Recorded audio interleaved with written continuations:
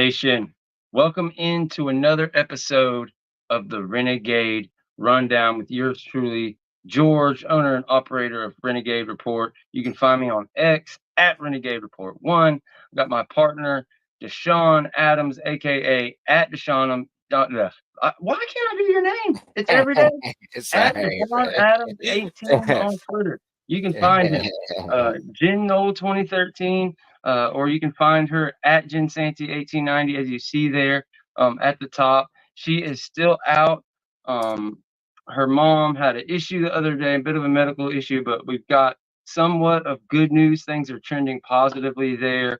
It's also Jen's baby boy's birthday, so we send all of our love and prayers that way for her. And hopefully we get to see her back for the roast, but at worst, maybe Tuesday for the Renegade Rundown. So great news there as things are trending in a positive direction for Jen. All that love and stuff out there. We're lucky enough to have our good friend, big game James Coleman, join the show as well, who was able to be at practice today.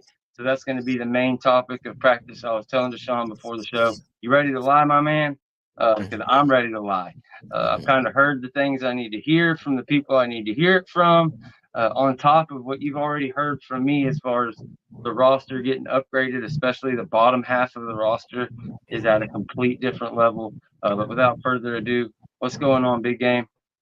Hey, what's going on, guys? Hey, how you doing, Jane? Hey, man, what we learn about today? Well, I mean, I think what you told me, the first thing you texted me was something along the lines of, these damn guys are pretty good, or these guys are pretty damn good. That was kind of the message a couple of years ago in 2022, after 3 or 4 years of just, I'm sure you getting to see practice and it being like, wow, we're not going to compete. 2022 is the first year when you see a guy like Jermaine Johnson, you were hyped. Last year, it was even more refined. But what's kind of the message this year? What was that shock factor? The first thing that came to mind when you got to see these guys out there? We didn't have full pads like we were hoping, but at least in shells for the second day. I think you got yourself on mute. Yeah. Did we lose him? Yeah. Not hearing him. He may have to drop down there or figure out what, maybe he's in a bad spot. But what were your first thoughts, Deshawn, as what you've seen and heard from everybody coming out of the fourth practice so far? The development and continual development of Fentrell Cypress and his arrival in his second season in the system. The expectations are big. We already know that. There's been certain criticisms here and there about I guess you could say, towards him. I'm one of them that has been in his corner and looking at and understanding that it's his first year. This is second year in the season. And we witnessed where a lot of people were hard on Jerry Jones, and we watched the development to him becoming a draft pick. I mean, 4 years ago, we weren't even thinking about that. And he got drafted in the first 4 rounds. So, and he was also one of the better PFF corners in the country in his position. He just had to find his niche. And that's a lot of times that's what we have to do before we write off players. We have to look and allow them to find their niche. Sometimes they may not be at this position or this particular part of the scheme. It may be better off suited somewhere else. Facts. And James, I'm not sure if we got you back yet or not, bud. Yeah, I'm here. But yeah, you guys are talking about. I'm assuming you're talking about Fentrell. Yes. Yeah, I just kind of passed the question that I gave to him, and that was the first thing that stuck out to him was Fentrell. Yeah, and just kind of he was talking about how Darian, he took a lot of heat for like kind of really no reason, but just kind of couch people really gave it to him, and Fentrell Cypress kind of in that same position to shut everybody up this year. I'm in a different position than what a lot of people are. As an alumnus, as a guy who genuinely cares and loves for the program, not just because I played there, but because I'm from the city of Tallahassee. I was blessed to be raised at a time where you had Billy Joe and Bobby Bowden, and anybody, like the city was hopping. I mean, on a Saturday night when both teams had games, I mean, both teams probably were winning. and you just like you literally could just see Tennessee Street become a parking lot. People were just partying, and that was my high school years. So what I try to tell people is when I saw it go down, I was 100% truthful, to the point where people would say really some hurtful things like, you just hate Florida. Like, people call me a Mike Norvell hater. And I'm like, I don't hate Mike Norvell at all. I hate losing. And and what I was doing was I was holding Mike Norvell to the standard of, because I don't subscribe to 247 on 3 or any of these other things, because I don't have to. I can just pick up the phone and call somebody. And that's not saying that fans shouldn't. I encourage you to get as much information from where you can. But I know what football's supposed to look like. I deal with having been recruited, having helped many kids, like through my gym. I've seen over 1,000 kids go Division I during my 10 years in the sports performance industry. You can do the math. And of that, we probably had about half of those guys. I was lucky. It wasn't really all me. Go pro. So walking guys through this process, and even as a high school coach, like, I know what it's supposed to look like. But you are what you were. You are what your record said, regardless of how you feel. I wasn't gonna be like how Miami fans are. And again, not to distract it, but that's why when 4 springs ago now, because I think we were good. Hold on, 10-3 year. When I walked out on that football field that spring year, that first spring practice, and I said, this is the best spring practice that I have seen at Florida State in the last 6 years. It meant something because people knew I wasn't going to sugarcoat shit. Like, when we went 3-6, and what made me respect Mike was when we went 3-6, I told Mike, the only times I want to see the numbers 3 and 6 together is when I walk in my house and I look to the right, there's a 3 and 6 garnet, and I look to the left, there's a 3 and 6 in white. That's the only time I want to see those numbers together. And then they went 5 and 7. I was a little bit less critical. But when I walked on that field and I saw the talent, I said, yo, this is better than anything we've had. Then I looked at the schedule. I said, we'll go 10. We're a 3-loss team. Then the next year, I'm like, holy shit, we're better. I don't really know what that means because it wasn't as big of a 180 as it was then. But when I walked out on that football field today, and even in the spring, I noticed some things that were good. But I noticed where guys got better from the last time that I saw them in a practice situation. The first thing I noticed is the sheer size across the board. I noticed the babies that came in early. I am a guy who's never been a big fan of the early enrollee process. I just believe be a kid as long as you can be a kid, because becoming an adult sucks. As a 40-year-old, I know it sucks. It doesn't get any better. But I'll say this: if you plan on playing, your ass got to get in there. Landon Thomas is bigger. Jonathan Daniels was undersized. I thought it was I'm not going to hold you. I'm grateful he's here. I want him to be good. But when I saw what I saw, especially in the Army All-American game or the All-American game, I wasn't overly impressed. What I saw today impressed me. I saw a guy who's been eating and working out. And I know what can happen to the body when you get 3 squares, 2 snacks, and you got a competent weight program.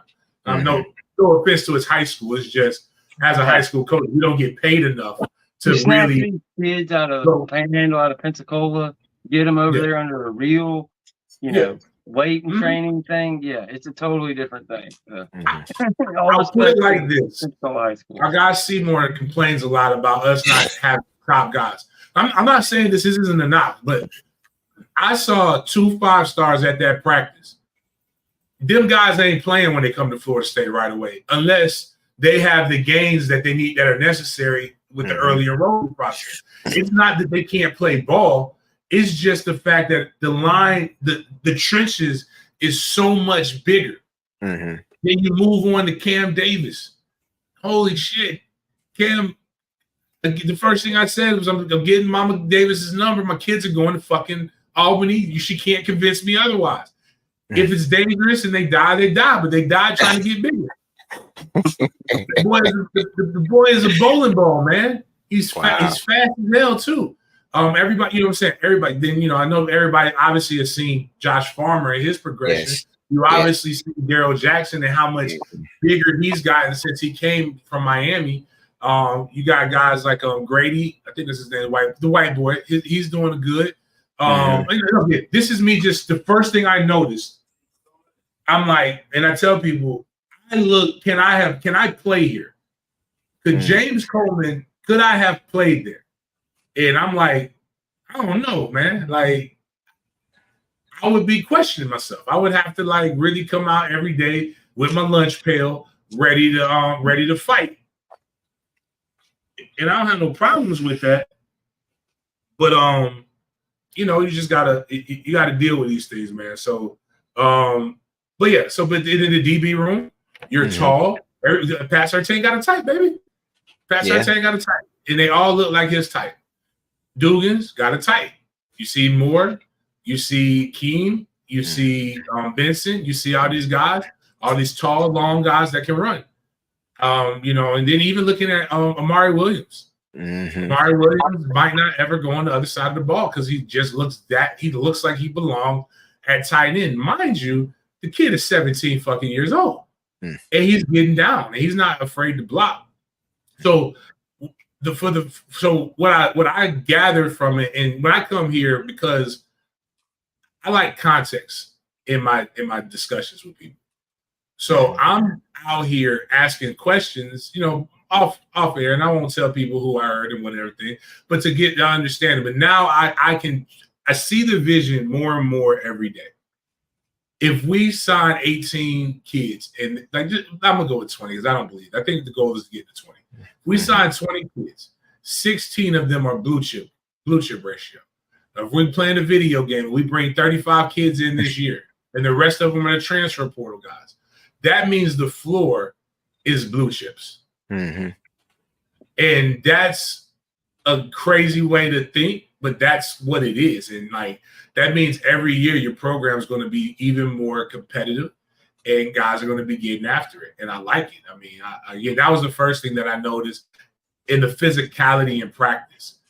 This was even in the 10-3 year, even last year. I mean, I remember not this past spring, but 2 springs ago, Mickey Andrews, the legend, said a blind man could. He's like, James, when you were here, a blind man could walk on our football field and find inside drills because you would hear the screaming, the yelling, and the pads. Well, I heard the pads today.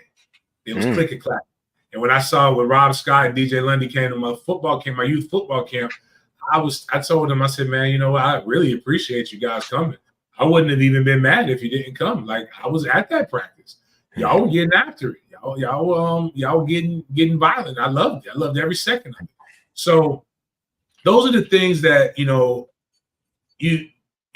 only can know if you've ever experienced those. I mean, again, you can only be I saw what's my guy's Derek Jeter on Drink Chaps a long time ago. He said this thing. He said anybody can be knowledgeable. Now, you can be knowledgeable, right? You don't have to you don't have to have done anything. Like I think it's a lot of knowledgeable people. But only to call yourself an expert, you have to be knowledgeable and have had the experience. And I can tell you what I am an expert in is knocking motherfuckers out. And I'm knowledgeable about it and I've experienced it. And what I saw was a lot of violence, and that gave me hope because the trenches is where you're going to win a lot of games. And I said so. Lucas Simmons, I got a chance to see him in action. He's not ready yet, but he's going to be. Same thing with Armella. Armella's a little closer, right? But Armella, he's very strong. And right now you got to lean on his technique. But I'll tell you where I saw it the other way. Rob Scott, very technical. Not as strong right now because he don't have the confidence in his knees. But you can see where both of them got to get our guys who are going to play for us, but are guys that are going to get good like that. And, again, just say I could brag on, and I don't want to talk too much. But the first things I noticed was the size and the intensity in which practice was like. If they're going to have camp like that and they stay healthy, man, they're going to bully some teams. And again, I'm only speaking from what I saw. I'll know more when they come to Jacksonville. I'll see more. I plan on, because the way Mandarin practices in the afternoon, I could probably spend a little bit more time with those guys, sitting in on some meetings and stuff. But man, I am really, really intrigued and interested in what we got going on. Man, you touched on a ton of stuff there. Mm-hmm. I've got about 300 million questions. I bet Deshawn does too. I really like what you said about recruiting high school and supplementing it with the portal. We've talked about it a ton here. Basically, how micro recruits is like the peak of what Dabo was doing over there at Clemson, except you also have the added ability to send guys out the back door that maybe don't work out and bring in experienced guys to replace guys. So when you look at our recruiting class this year, yeah, we brought in 23 high school kids, 16 blue chips, 7 3-stars. Some of those freshmen will start right away. But then you look at the 20 some odd that went out the back door that were never going to compete here, it just wasn't going to happen. Well, then you bring 17 guys in. You bring seniors like Sione Loloheya, a quarterback in DJU. You bring a junior and Marvin Jones Jr. So you don't have to lean on, there's not this giant leadership and senior, junior, upperclassmen, whatever you want to call it, vacuum. It seems like that vacuum just, doesn't have to exist. And it's beautiful as, like you said it, like there's only so much a pundit. I guess that's what I aspire to be, I guess, a professional pundit. There's only so much I can do looking at tape and kind of talking about stuff. So to hear it confirmed by you is a beautiful thing. You talked a little bit about DBs, a popular theory out there by a lot of people, even people close to it, people that have been there seeing it, people that have played. Azaria Thomas and Fentrell Cypress could possibly be like not just the best corner tandem in the country or in the ACC, but possibly the entire country. Did you get that feeling at practice? And I'll sneak a second one in. Jalen Lucas, just like from all the hype and everything you've seen, the tape from Indiana, hearing from the coaches, was it different in person? Because those one-on-one drills, like it looks like nobody on the team even has a chance looking at those highlights.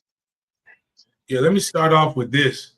I'm a guy who defends the guys that nobody wants to defend, and you got to bring straight facts with me. Or if you can't bring it, you're gonna get mad and you're gonna pretend to want to fight, which we all know that's not going. I wouldn't recommend it.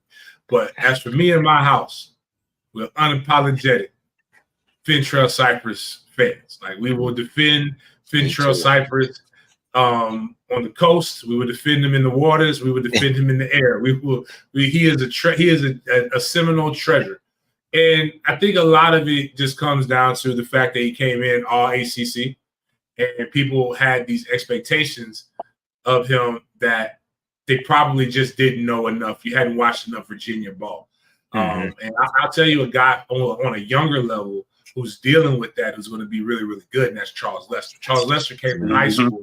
Charles Lester, they ran a cover 3 scheme down there. So now you're coming into a man scheme, and there's going to be some growing pains. But you can see he's getting better every day. But Fentrell Cypress was a part of a defense that only gave up 3 passing touchdowns until the University of Georgia game. How the fuck can I say somebody stinks if they ain't never got no touchdown scored on them like that? There's one big play that everybody remembers, but I'd argue, and I talked with some coaches. Kevin Knowles got a little wanted to be the man, and I'm not calling him out. Just if Kevin Knowles would have done his job, just done it. Or if Kevin, listen before I go to that, if Kevin Knowles makes the beat the way he wanted to, it's pick 6, and we're up 21. But he didn't. He knocked the guy off of what we call trail technique, which is what they're taught. And if he would have cut the receiver off, the trail technique would have won, and Fentrell Cypress probably gets a pick, or at worst, a batted down ball. But we also saw Fentrell Cypress on a blown coverage where he was supposed to have help, run a guy down and get a fumble before the guy crosses into the end zone. We've seen him make plays. We've seen him do some really, really big things. And I mean, just the sheer fact of that should make him more likable. But what I saw today is I saw a guy who's much more comfortable in the man scheme. I saw a guy using his hands. I saw a guy, as we call it, running routes for the wide receivers. And a part of a crew of guys, and I've heard people say we don't have the wide receivers or whatever. I'd argue that our receivers are just playing against one of the best secondaries in the nation. And if LSU, who had 2 first-round picks at wide receivers, could not score fucking touchdowns in a game in which you try to game plan against tendencies, how the hell do you think the guys who they see every day are going to be able to do it? But what will happen What's going to happen when those guys wake up and they play Georgia Tech, and for the first time in days, they see a zone. They see a zone scheme. Nobody's pressing them.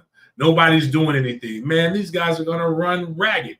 So, but again, so that's me talking about Fentrell Cypress. But Azaria Thomas, again, probably has more of the physical tools. I believe I said it on my show. I didn't tweet it out.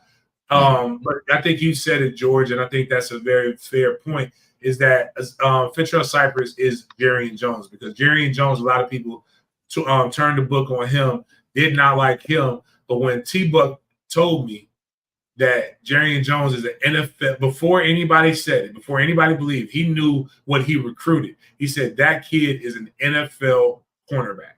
He's like, and I don't know why anybody wouldn't believe that. So you got those guys, then you got was it Jacobs? I don't want to say his first name. You got him. He's looking good. You got Rawls did some things. Saw Kurt. I mean, yeah, we got a lot. Earl Little Jr. is as advertised. He's a bigger. Again, I like Greedy Vance. I was an unapologetic Greedy Vance fan as well. He's a bigger version of Greedy.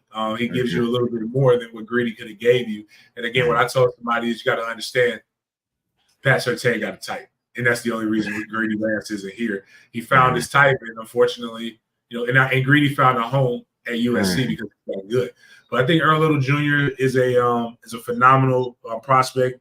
There's some names out there that you're going to continue to like, that you're going to continue to see develop and produce more. And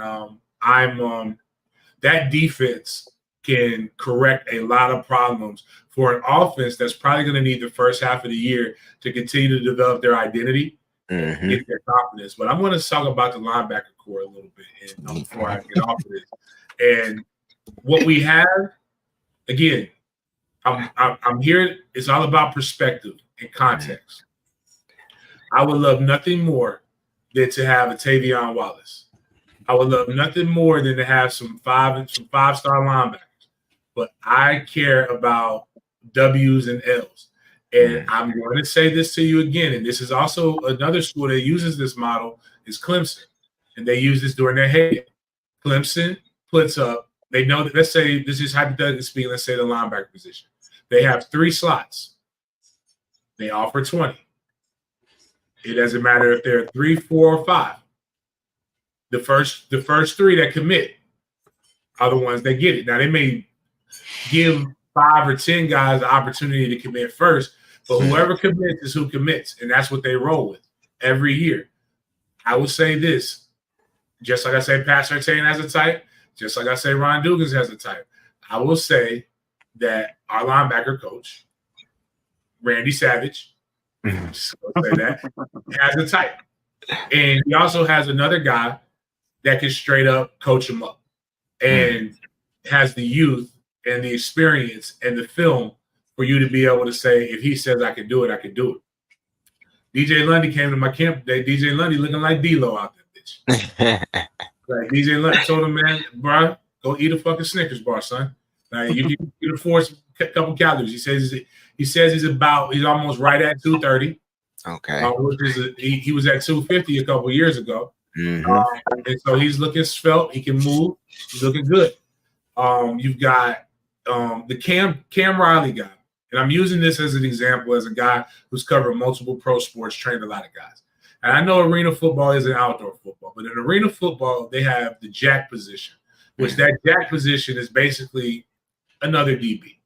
We had a guy, his father is the reason why I was able to play at Florida State. His name's Charlie Hunt Jr. If you don't know who Charlie Hunt is, you need to go Google him. He's one of the original 4.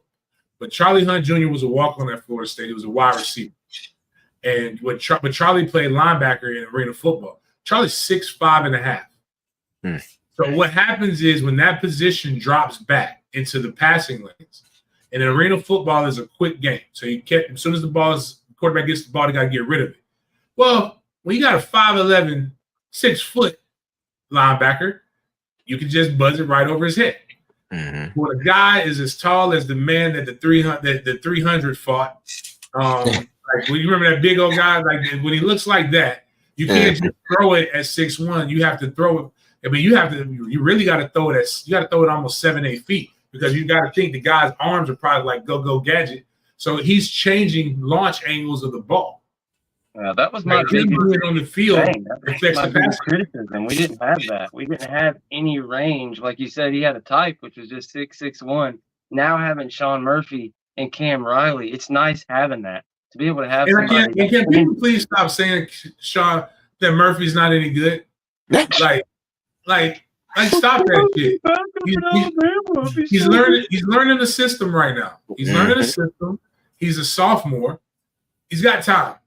Like, that's the thing. That's the beautiful thing about the transfers that we got. They're not 1-year rentals. But Juice Cryer was straight knocking dick in the dirt.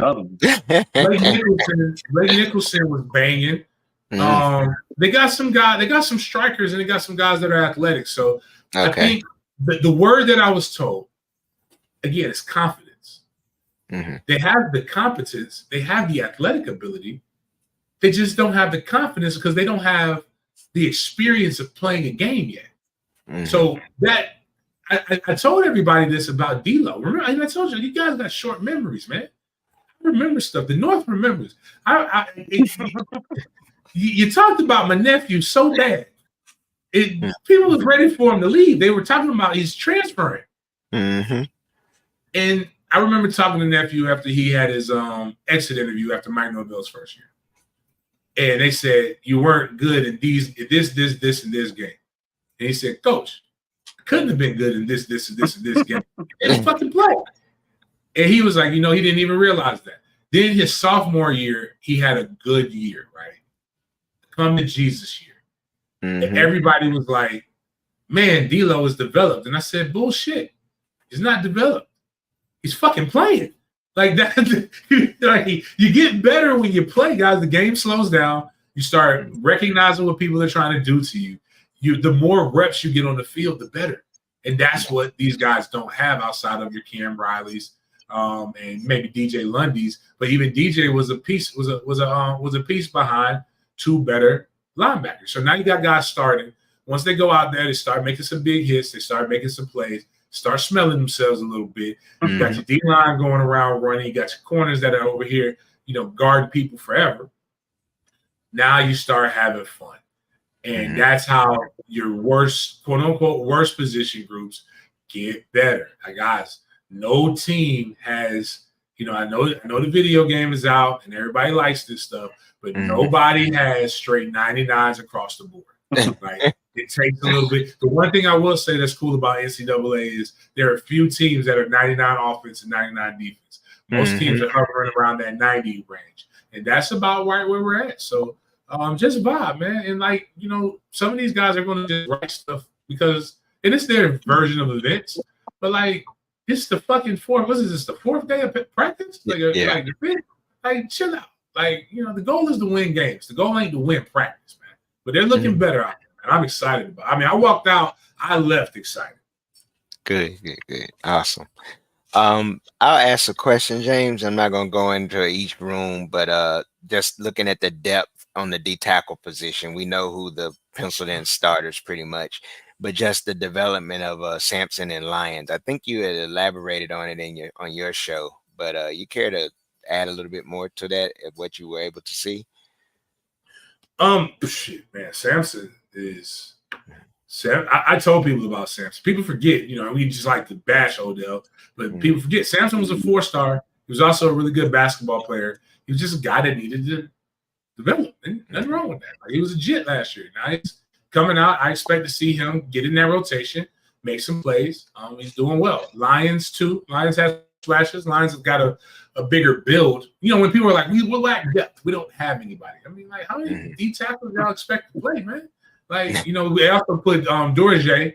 They moved him down to the 3 technique a few times, and he does very well there. Okay. He's not playing it like a defensive end. He plays it like a D tackle, where he's not afraid to put hands on people. He's not just out there trying to just swim and get into to those things. But Sampson, I saw him in one-on-ones. I saw him sometimes in the 11 scrimmage. The kid gets active. He's not. I'm not going to give you delusions of grandeur, but he is good. He's not Farmer or Jackson, but he's definitely somebody that when you put him in some spot duty, you give guys a spell. I definitely see him in the 25-man rotation on defense. I definitely believe that's going to happen. Lyons is a step behind him. And Pilgrim, I think, is going to be fine by the time the season's over. But people got to remember he has a couple years left as well. He's not somebody that's a one-year rental. He's got Fisk. Fisk was already – this was very developed. It just got a chance to be put into the proper scheme.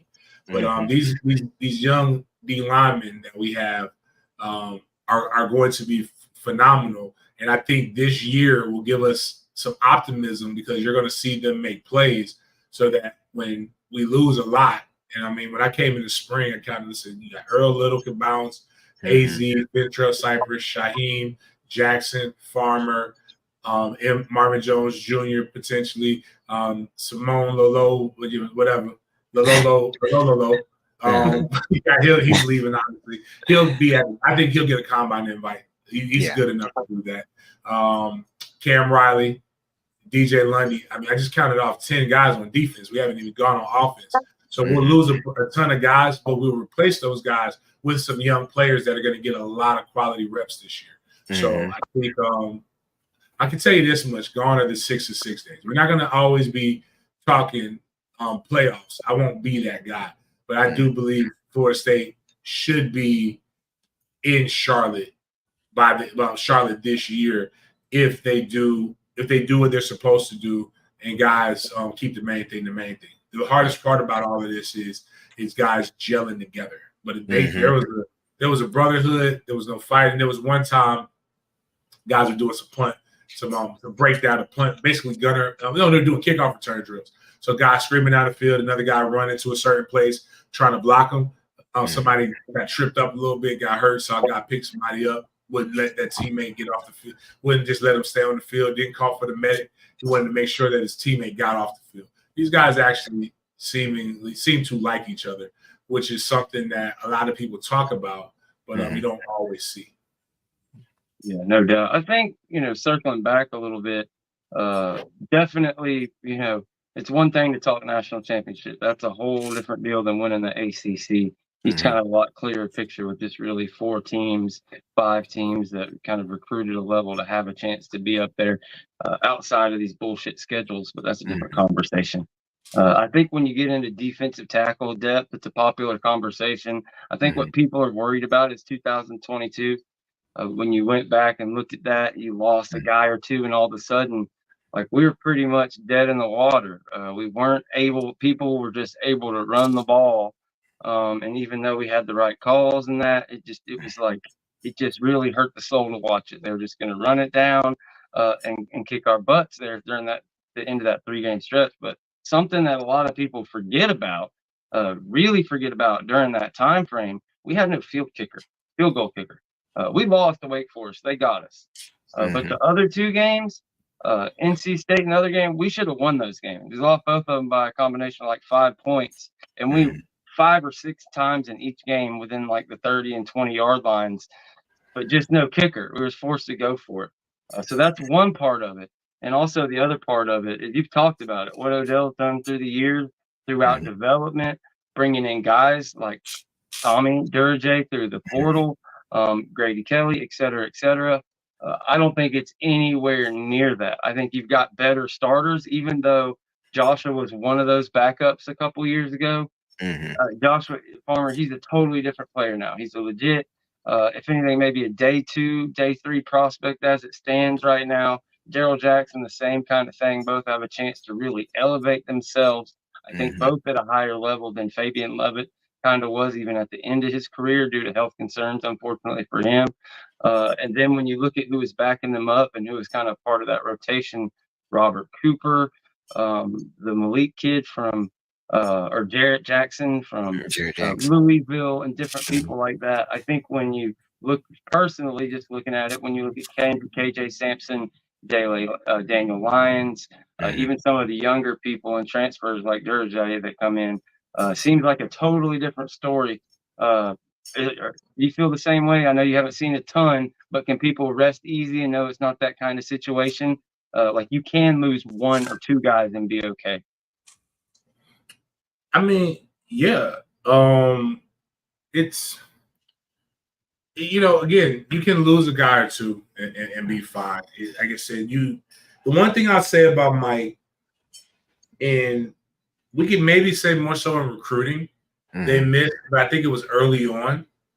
And I think they missed because they probably did not take a better assessment of the talent that was currently there. And those players, they needed to hit the portal a little bit harder. So, but when he hit the portal, it started with Jermaine Johnson. They don't miss. And even in recruiting, like Blake Nicholson is going to be good.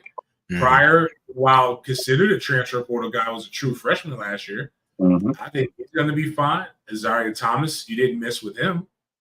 He's a true junior. Shane Brown, you didn't miss with him, and he was a 3-star. He's pure product of development. Patrick Payton, you damn sure didn't miss with Patrick Payton, pure development. Josh Farmer was 240 pounds when he stepped on campus. He's 320 right now. And even the guys that they're getting in the transfer portal are guys that they recruited out of high school. It's the Bill Belichick model. People don't remember Bill Belichick would go to all the top schools pro days. And one of them, he told a guy, he worked out the top players. He's like, I know you're not going to be there when I draft you, but I want to see how you work for free agency. So, and I think too many people don't understand how NFL free agency actually works, and that's why they don't understand the transfer. That's why you don't like the transfer portal. But now, you have a good idea of how this stuff works, and you get a better vibe, a better feel for these things. So, I like. They're not missing, but what you need though is, like I said, I use this term, common sense will tell you this, but I got this from Mike. We use about 50 to 55 players. You need your top 25 on defense to be good. And that gives you room to develop guys, or if you did miss on them, they're not in your top 25 on defense. That's why you have 85 scholarships. What you can't have though, like once you get to people are like, we got to be 8 deep at D tackle, bitch. I'm sorry about just cursing, but it's the conversation. I'm just like, bitch, if we're on our third string D tackle, we are hiding the fuck out of that D tackle. Yeah, like we know we have a flaw. If Jackson and Sampson, this is just using those two names, go down, like we're in a bad spot. We got to get better. Like, when people were talking about, but also the funny thing is, remember this time last year, anybody remember the position group that everybody was saying we just going to stink at? We're saying safety. Yeah. Oh my God. Safety ended up being one of our best positions last year. But I told people, if we're on our third string safety, bro, we got bigger fucking problems. We got to get to the quarterback. We got to blitz heavy. But we're in a situation now where we can blitz it. I seen it with my own 2 eyes. We can blitz a safety from depth and get home. For those who don't know what that means we can blitz a safety from fucking 12 yards deep, and that bitch gets to the quarterback. I saw it. It's a terrifying thing as an offense because there's no way you can account for a guy that far deep because you think that the quarterback's like if they blitz you on 3rd and long and you're in you need a slow developing route. You got to have an idea. You got to know what's coming. But these guys, they delay and they disguise their blitzes, and it's awesome. Even if they just get you to speed it up, it's still a good thing. So I think people care. I think people are again. You're reading that you're supposed to care about these things. Like you don't care. You can't. It's impossible to care this much about things that like. Again, let me be if you don't need. Nobody's ever told you this. Hey, guess what? If we lose DJU with injury, it changes the trajectory of our season. I don't know if you realize this or not, but you don't need to be 6 deep at fucking quarterback. We're going to be in a different spot. That's not saying we will lose every game. It just means we'll be in a different spot. If we lose 3 wide receivers to injuries, I don't know if you realize this. That puts you in a really bad spot because you're going to play some really, really young guys too early. I can't point to a position that no matter how well you recruit it, If you lose your 3 or 4 guys, your first and second string guys, where you won't be affected, it's a reason why they're first and second string and the other guy's third string. Like, it doesn't matter if that guy was a 5-star. It's a reason why he's where he's at. It doesn't mean that you can't have one-offs, but it does mean that consistently there's a reason why they're there. So, like, stop imagining bad situations. Stop being a care bear and caring about things that it's impossible to care that much about, and worry about what's in front of you. And that team is getting better. They have enough depth. If they stay healthy, they should be ACC champions in the college football playoff. But again, I can't predict injury. I refuse to think and predict about injuries like that. All I can worry about is what's in front of me and what we saw. And what's in front of me and what I saw today was I've not been. Even though I predict, George, you were there when I said we were going undefeated last year. This team is going undefeated yet, but I am more excited about this team than I was about last year's team. Yeah, man. People just either are bullshitting, either haters, or they're just fatalistic, and they just want to believe that it's all going to fall apart. They just can't believe that things are going well. But what I'm always trying to intimate to people is, like, this program, this whole thing, this climb, it's not just a talking point. You're going into year 5 of a program. Overall, from top to bottom, the team is better. Your top 45, your top 55 guys, those are the guys you're going to count on in games during the season.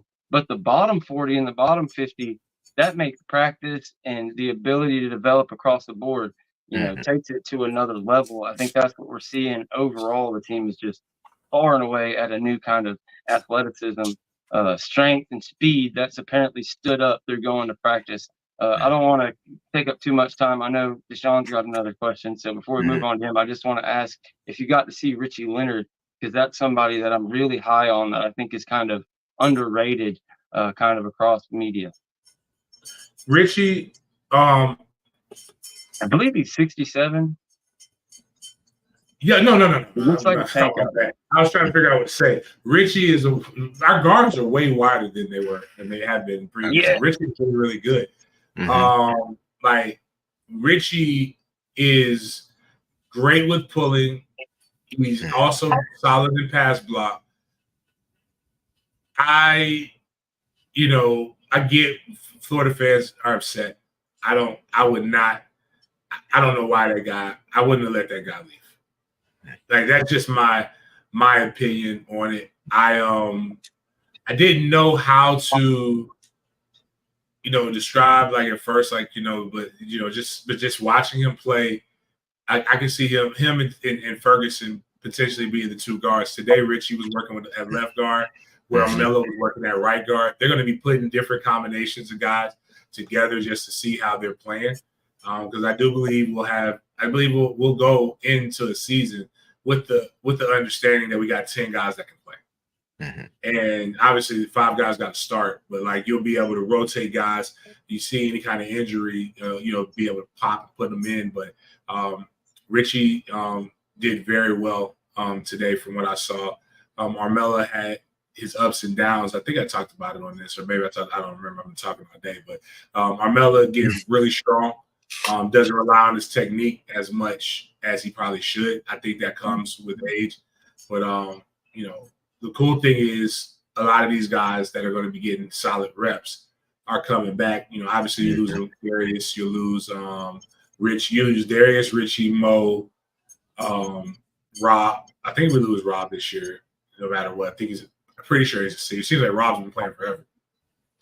But the guys like Lucas Simmons, Armella, the kid from Harvard, I think once he gets adjusted to the size and the speed of this level of play, he's going to be perfectly fine. He was struggling with that.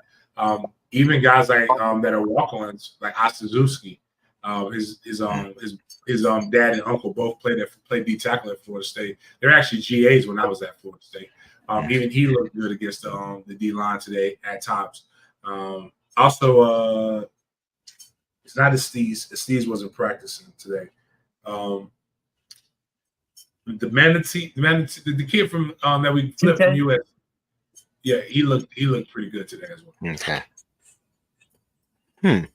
I got a question. One quick question. Team speed, as far as the defensive side of the ball, did you notice something different? Because I actually think that we may have a faster defense overall than we had last year. Would you say that's what you Yes, saw? I did. I noticed more so in the secondary, they break on balls a lot faster. That it's a great quote if you go look at some of the videos from Pro Day that me and my guy Steve did. Well, I got Luke Cromerhawk on talking about like his adjustment as a freshman. He's just like, Coach, man, the guys were open, and I threw it, and then when I threw it, all of a sudden 3 people came out of nowhere. I didn't know where they were at. He's like, I ain't never seen nothing like that before. But you know, they're very reactionary, which you know, I'm not giving away any game plans. I think they're teaching them to be reactionary right now. And then you kind of go in, as guys establish themselves, you start working on the disciplines and stuff of that nature. But they, you know, we hit them with the play action quite a bit, and that. But even then, guys reacted back to that. So I will say they're faster. I say I wanted to see. I didn't get a chance to see Marvin Jones Jr. as much as I wanted to. Patrick Payton did a little bit as well.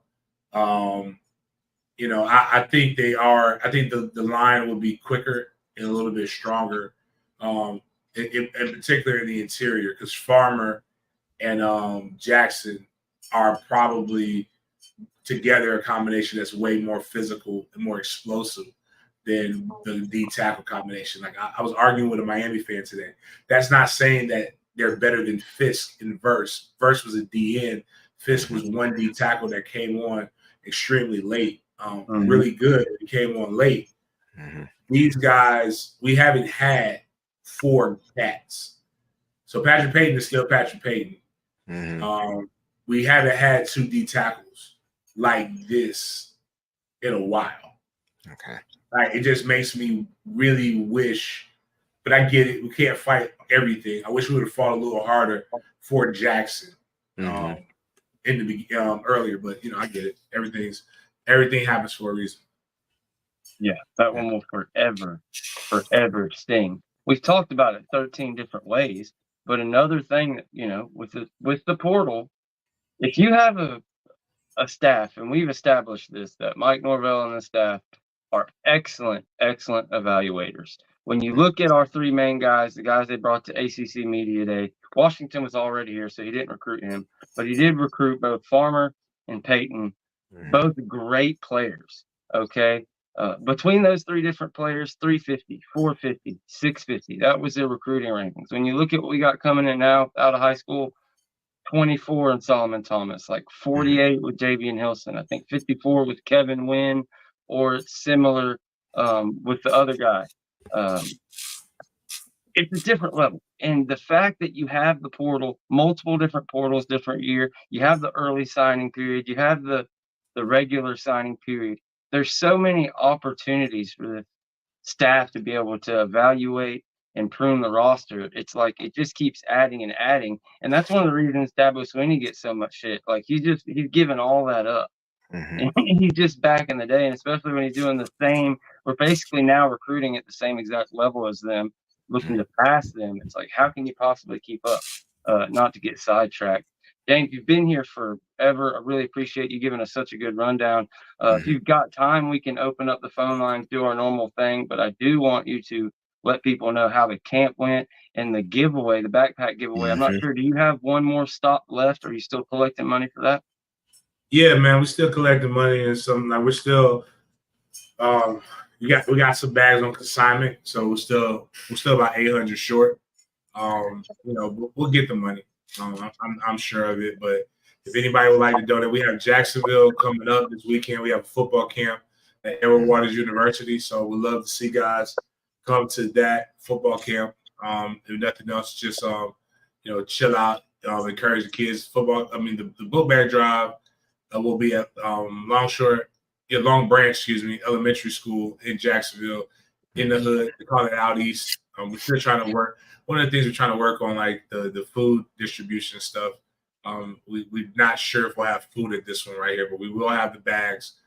We got a ton of bags. We're gonna give away a lot, and what we don't do, we partner with some schools. So we'll reach the goal. If you guys have any businesses or anybody that does match programs, or you want to donate some school supplies, we still need those. Okay. Very much so. But the backpack drive here in Tallahassee was epic. This was the largest one that we've had. Every year it's the largest one we've had. So I appreciate that. Football, like I have some video pictures to post of that. WCTV locally here, Tallahassee Democrat, they all covered it very well. One thing I will say, this is where the fans, and I don't know how many people you got watching this, George, but something that it's not about me, right? I think if you want to encourage great behavior, I see a lot of people complain about things that they see. I see a lot of complaints. Complain about government, complain about anything. We can be the change in which we want to see.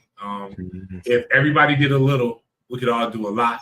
But I'll say this, your timeline is the one thing about these algorithms on social media is they're amazing. They show you exactly what it is that's inside of you, whether it be about what you're trying to watch, how you talk, who you follow, or who you're around. Mine is a complete randomness because my life is completely random. I don't have an echo chamber. I am a true free thinker. I have Bloods, I have Crips. That's why I call them Republicans, Democrats. I have everybody. I have positivity because I know how crazy my life is, and I choose to be positive. But if you want this next generation of people to be great and do it, not just do what you think they should do, we've got to support. And one of my things that I give people props, I give people their flowers while they can smell it. I tell people the reason why I don't want to have no funeral, I don't want nobody lying about me when I'm dead. If you couldn't tell me you couldn't tell me the nice things when I was alive, don't talk about it when I'm gone. But I told Alex Supposi I really appreciate her. She's the local beat writer for all of our major sports in Tallahassee, but definitely Florida State. She goes out of her way to humanize athletes. I am not a good person. I'm a great guy. I am not a good person, but I do some great things every now and then. But there's a lot more people who do way better. My teammate Ernie Sims does it.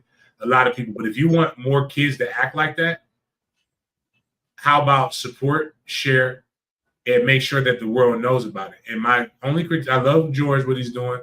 Shout out to Chris with Sporadics. Shout out to Lil Clay Clay.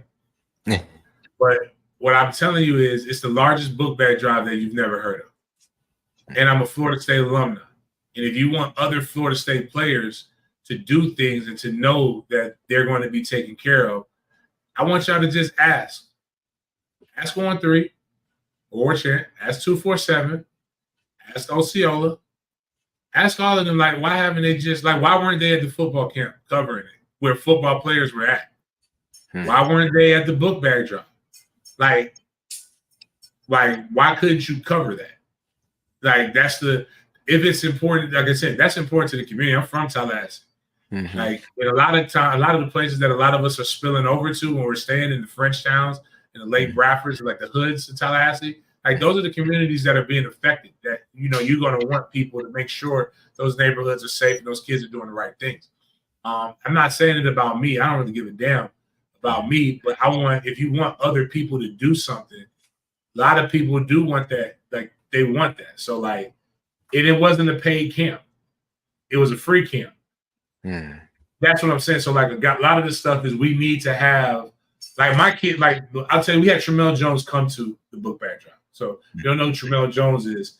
That's our commit. And Tramel Jones's dad has seen firsthand how, and I love you guys, love Seminole Nation, how Seminole Nation treats me. And that was a huge recruiting pitch to him. Like, it's huge that you have no idea. You know why Jamie keeps thinking about us, even though he's not coming. But the reason why he keeps thinking is because he's like, dang, coach, I don't know about the media fucking with you, but I do know the people mess with you.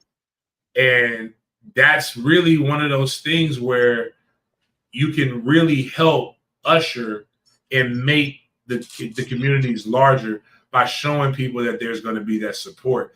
And I say that because we listen to so much of what the media says that, again, not one of them. They were here in town. I know. I saw them at the football camp. I mean, I saw them at the Seminoles showcase camp, and I saw them at practice. Mm-hmm. Yeah, I just wish I could be there. Me, you, and Chris especially have talked about this a lot offline. There's this thing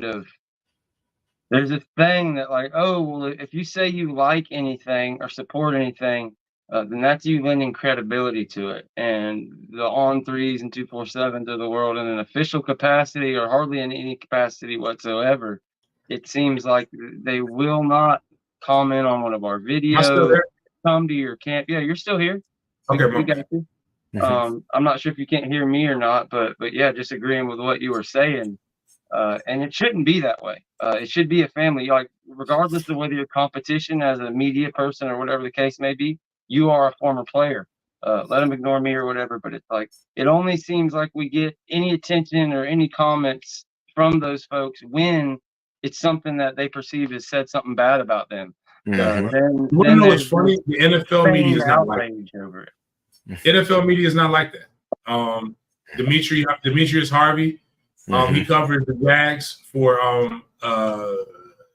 the Times Union. Demetrius gave me a retweet, says support it. My boy Dilla, my guy Jamal Saint, I forgot his name. Demetrius, Jamal, Chris Porter, my guys from News for Jags, my guys from Action News. They will all be at the Jacksonville camp because, again, stepping outside of themselves and knowing what it's about. It's not about like there's people going to listen to what they listen to. But again, it's me encouraging people to do that because it's the same thing that we want. Sports is a microcosm of society. I don't care if you say I shouldn't care about who I vote for or what you do in your personal life. You got to start showing it in different areas. So I'm one of those guys who truly doesn't care about who needs. I'm just like, if you need something and I got it, I'm going to help. And that's just about it. So again, this is less of a complaint and more of a thing where I want us as a FSU fan base to keep the main thing and understand, like, again, forget me. This guy right now is way better than I was by the name of Freddie Stevenson. He's got a hell of a podcast right now. Go like Freddie's podcast. Go do stuff with Freddie. There's a guy, I can't think of his name. He was a walk-on at Florida State, played 3-4 years in the NFL. Javian Elliott. Javian Elliott, man. He's got an amazing podcast. I want you on, bro. Another one. Go check out Niall Lawrence. Niall Lawrence. When I saw Niall the other day, I said, man, dude, Niall's at my op. Like the station that literally fired me. I ain't talking to them since I almost died. That was 3 years ago. Think about that. but again, it ain't about me. That's not. Niall, no, man. Every time I see something with Niall come across, man, I push that like button so fast. Again, sometimes it's as simple as a like, as a subscribe. It's as simple as a share. It's as simple as getting these guys. Again, man, these are the simple things as a guy who's seeing what other, like, you want to know, again, this is what Florida does so much better. Why is Trammell considering Florida? Why is this? Florida can give an organized pamphlet of everything that they do for their former players. Their media comes out and do that. You know why I pick on, what's my guy's name? He's we just call him Barbecue Thanos. He still won't ever put the $1,000 up on my barbecue guy being better than his barbecue guy. But he barbecues for their weekend.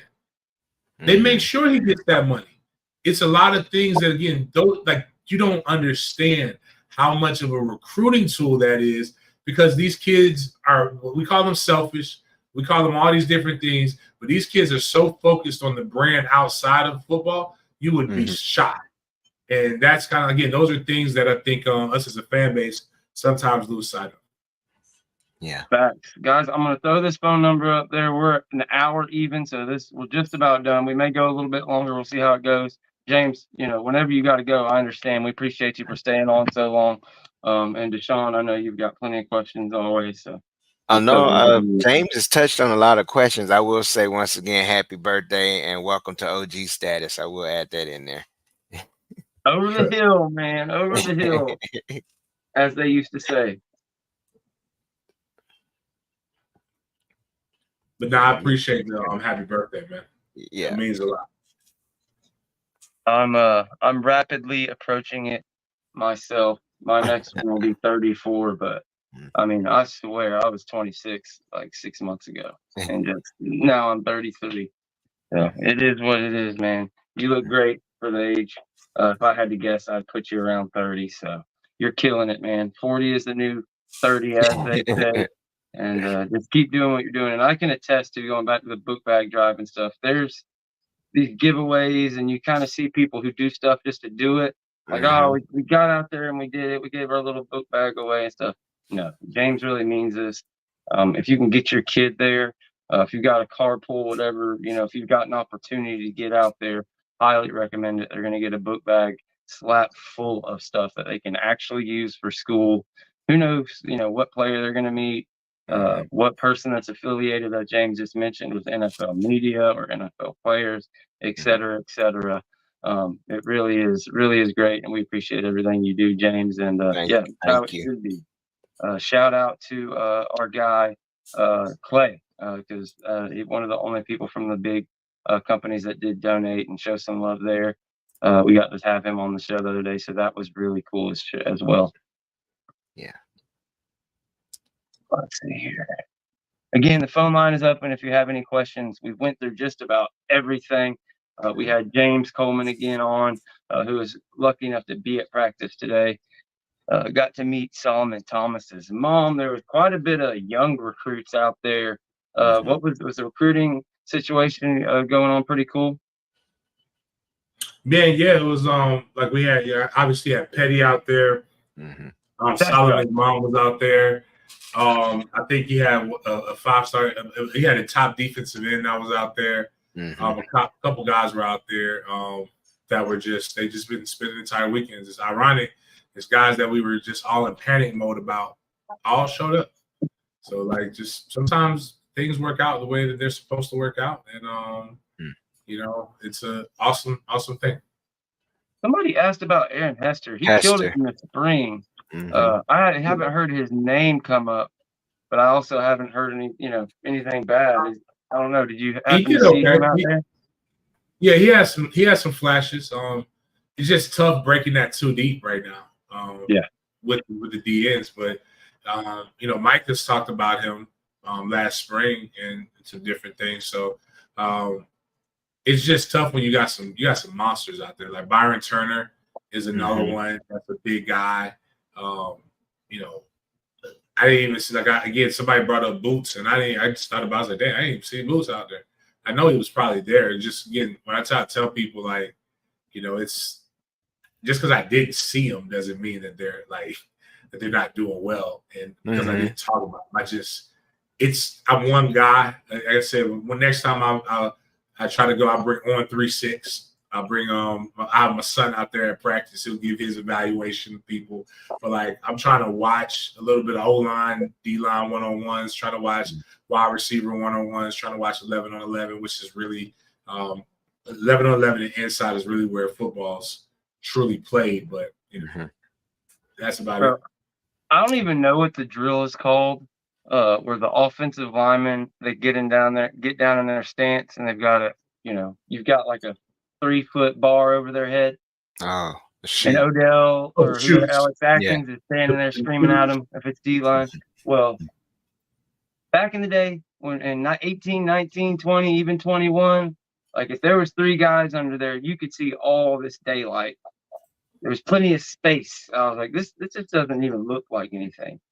You can really see what that drill is about now. It's like the guys that are in there are barely fitting in there, and the mass of humanity of the 10, 15 guys standing around that piece of equipment.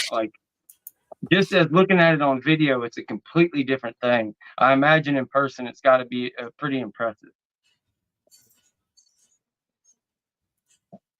I mean, they're mad. It's some some large mammals out there. So, but again, like I said, it's a tough thing to take all in. And again, I'm not suggesting that guys don't know what they're talking about. But right now, there's one practice field, and then people go in the indoor. They do allow some people to go in the indoor. I did notice that. But for the most part, everybody's up at the baseball stadium watching. But the view is a lot easier now because there's only one outdoor field.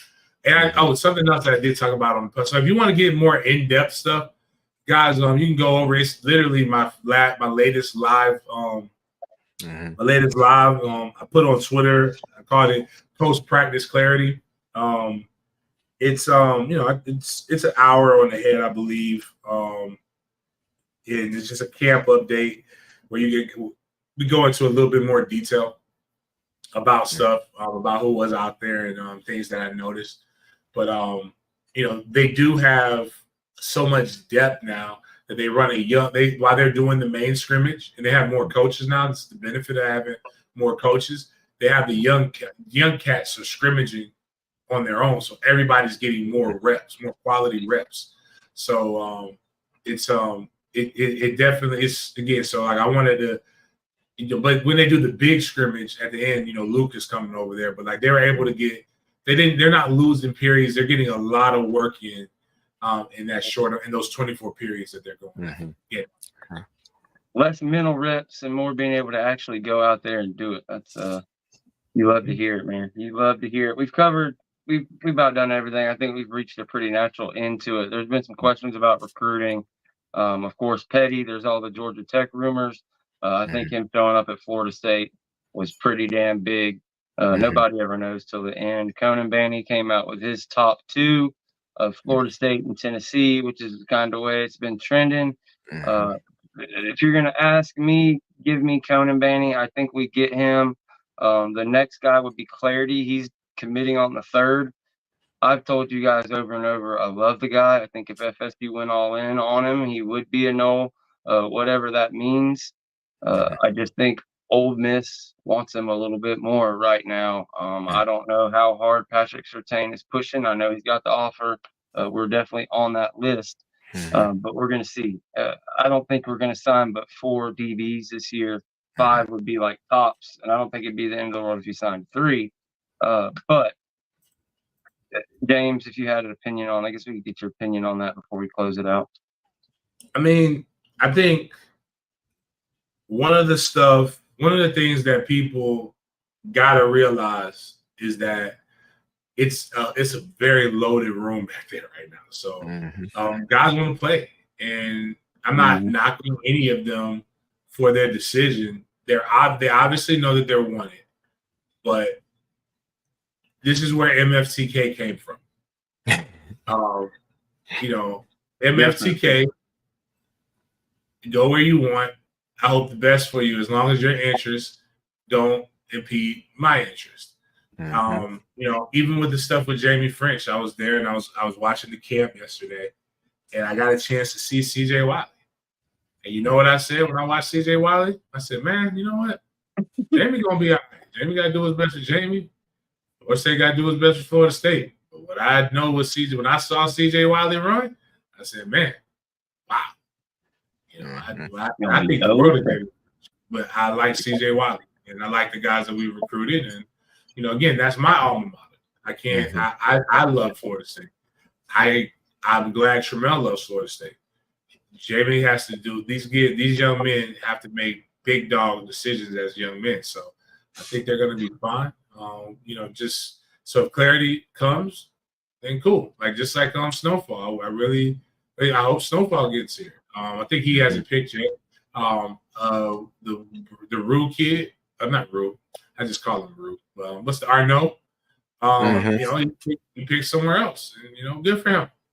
I hope it works out for you until we beat the hell out of you. And now, I will tell you one kid I will not say that about. I promise you that. 2028, if we do not sign Bryson Wright, I am talking shit about everybody. I will be extremely angry that we did not sign Bryson. Bryson is that kid good now. I don't know what your show when they extended the offer, so we got that working in our favor.